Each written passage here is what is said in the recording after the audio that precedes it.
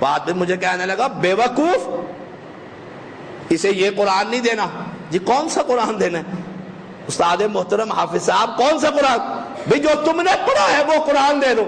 میں نے کہا حافظ صاحب ابھی تو 3 پارے نیا میں آیا ہوں مدرسے میں، 3 پارے میں نے حفظ کیے ہیں، قرآن تو میں نے پورا پڑھا ہی نہیں۔ کہا ایسے ہی دے دیا کرو، ایسے ہی دے دیا کرو، لینے والے بھی ایسے دینے والے بھی ایسے۔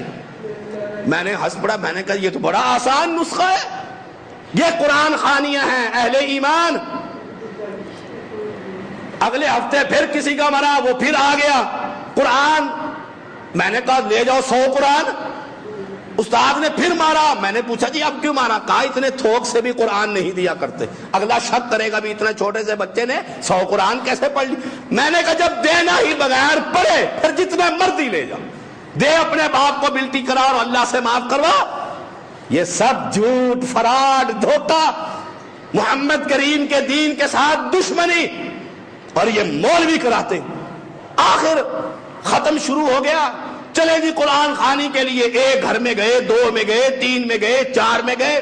شام کو جب مدرسے میں پہنچے نہ سبق یاد تھا، نہ سبق یاد تھی، نہ منزل یاد۔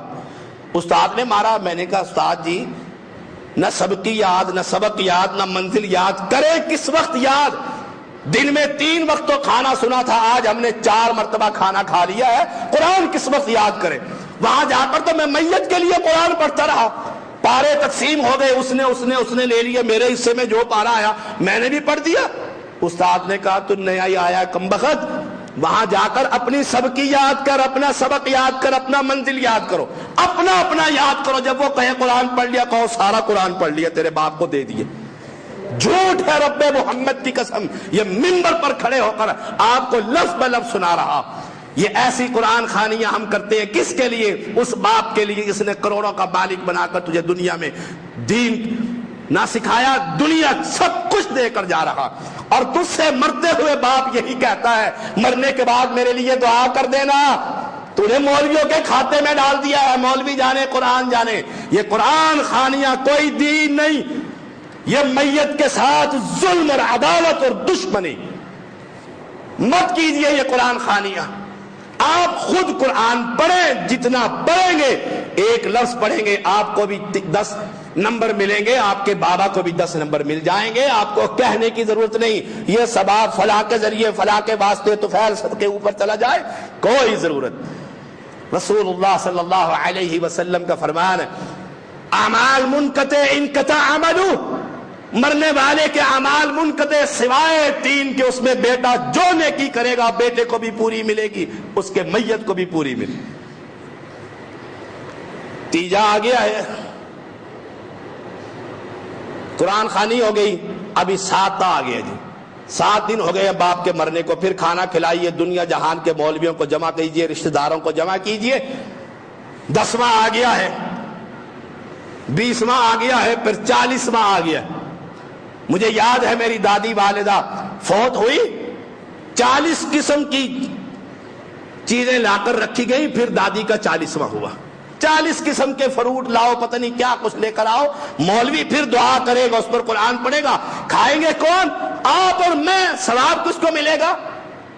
لا حول ولا قوت الا باللہ۔ یاد رکھیے گا ایک نکتے کی بات ہے، یہ 40واں اسلام سے پہلے فرعونیوں کی سنت ہے جو آج مسلمان کر رہا۔ فرعون اسلام سے پہلے یہ 40واں منایا کرتا تھا، یہ ان کی سنت ہے فرعونیوں کی، آج مسلمان 40واں کرتا ہے۔ میری ممانی فوت ہوئی، سچا واقعہ ہے۔ 40واں کا مطلب کیا ہے؟ 40ویں دن مباحدہ عورت تھی، ان کی وصیت تھی کہ میرا جنازہ طیب الرحمان پڑھائے۔ میں یہاں سے گیا، خانے وال میں جنازہ پڑھایا، قبر میں دفن کر دیا۔ ان کا بیٹا ایک باہر رہتا تھا، وہ لیٹ آیا، پہنچا، 7ویں دن کہتا ہے 40واں نہ کر دیں۔ کون سے دن؟ 7ویں دن۔ برادری والوں نے، بھائیوں نے کہا یہ تو اہل حدیث تھی ہماری امی۔ اس نے کہا برادری کا منہ تو بند کرنا ہے نا، وہ کہیں گے ہماری روٹیاں کھاتے رہے، خود نہیں کھلا رہے۔ کسی نے کہا یہ تو 7واں دن ہے، 40واں کیسا؟ سمجھدار تھا، اس نے کہا 40واں اس دن بھی روٹی ہی کھلانی ہے، 40واں 42واں کچھ نہیں۔ آج 7ویں دن کارڈ چھاپ دو کہ 40واں ہے ماں کا، باقاعدہ 40واں 7ویں دن کر دیا گیا۔ کیوں کہ بدعت جیسے چاہے موڑ لو، یہ کوئی دین محمدی تھوڑا ہے۔ اور اہل ایمان اور مسلمان تو برسی کرتا ہے، 40واں پتہ نہیں کیا کچھ کرتا ہے باپ کا مرنے کے بعد۔ کچھ نہ کر، وہ کر جس کی اجازت محمد الرسول اللہ دیتے صلی اللہ علیہ وسلم۔ کوئی نیکی کا کام کر جا، ماں کے لیے پانی کی سبیل لگا دے، پنکھا لگوا دے، سب بچھوا دے، مسجد بنا دے، مدرسہ بنا دے، کوئی ایسا کام کر۔ ان مولویوں سے اپنے حلال مال کو ان کے پیٹ میں حرام نہ جانے دے۔ مولوی کا پیٹ ہی نہیں بھرتا، نہیں بھرتا۔ شیطان کی آنت جو ہے، شیطان کی آنت ہے، رب محمد کی قسم، حرام منہ کو لگ گیا ہے، جتنا مرضی کھلا دو، جتنا مرضی کھلا دو، ان کا پیٹ نہیں مرے گا۔ یہ تو اپنے معصوم بچے کو کہتے ہیں، بیٹا کہتا ہے ابا جی کوئی مزہ نہیں آ رہا، کہا کم بختوں کا نہ کوئی مرتا ہے نہ کوئی زندہ آ رہا ہے، کیا کریں؟ مرے تب بھی ہماری عید ہے، کھانے کو ملیں گے، کوئی بچہ پیدا ہوگا تب بھی ہماری عید۔ اب قبر بنا دی گئی، تیجا 40واں کر دیا گیا، ہوش ٹھکانے آیا۔ اب بیٹے کو باپ کہتا ہے امی جی کی قبر پر چراغ جلایا ہے دیسی گھی کا؟ میری دادی کی قبر مشرکہ عورت تھی، بڑی دور تھی، ہم بھی انہی جیسے تھے۔ مجھے یاد ہے چھوٹی سی عمر میں تھا، ابا جی کہتے چراغ جلا کر آؤ، اور میں گالیاں دیتا ہی جاتا تھا۔ قبرستان 2.5 میل سائیکل چلا کر جانا ہے، وہاں خوف آتا تھا، سنتے تھے جنات ہوتے ہیں، فلاں ہوتے ہیں۔ ایک دن گیا، 1 دفعہ جلایا، 2 دفعہ جلایا، ابا جی کے خوف سے ایک دن جا کر وہ دیے والی ساری توڑی۔ ابا جی کہنے لگے، میں نے کہا ابا جی وہ تو کسی نے صاف ہی کر دی، وہاں دیا رکھنے کی جگہ ہی نہیں رہی، جان ہی چھوٹی، جان ہی چھوٹ گئی۔ دیا جلا رہا ہے ماں کی قبر پر، اور ساری زندگی ماں کے ساتھ کوئی نیکی نہیں کی، اسے دین نہ پڑھایا نہ سمجھایا۔ اب دنیا کے دیکھو جی کتنا فرما بردار بیٹا ہے، دیسی گھی کا چراغ امی جی کی قبر پر جلا رہا۔ میرے تایا جان تھے، اپنی کسی کی کیا مثال دینی، ہم تمہاری طرح ہی کے تھے۔ کراچی سے ایک بیل لے کر آئے کہ ماں کی قبر پر لگانی ہے، پانی دینے کی ذمہ داری میری پڑ گئی، وہ بیل ہی جل گئی تو دعا کی اللہ شکر ہے یہ جل گئی۔ ہم بھی کرتے ہیں کچھ مواہدین، ادھر قبر تیار ہو رہی ہے، سبز ٹہنی تلاش کی، اس کے اندر لگا دی، کہ سبز ٹہنی لگانے سے رسول اللہ صلی اللہ علیہ وسلم نے بھی لگائی تھی، ہم یہاں لگانے سے قبر میں کوئی عذاب ہوگا، یہ سنت نہیں ہے۔ اس مسجد سے انشاءاللہ کھری کھری 2 ٹوک بات ہوتی ہے، بغیر لگی لپٹی۔ تو مسلمان اپنی ماں کی قبر پر ٹہنی لگا رہا ہے، وہ ٹہنی محمد کریم نے لگائی تھی، حدیث سے ثابت ہے۔ 3 باتیں یاد رکھیے گا، اتنا بڑا قبرستان تھا، محمد کریم نے صرف ایک قبر پر ٹہنی لگائی۔ ان قبروں کے بارے میں پیغمبر کو وحی کی گئی کہ ان قبر والوں کو عذاب ہو رہا ہے، یہ 3 قبریں،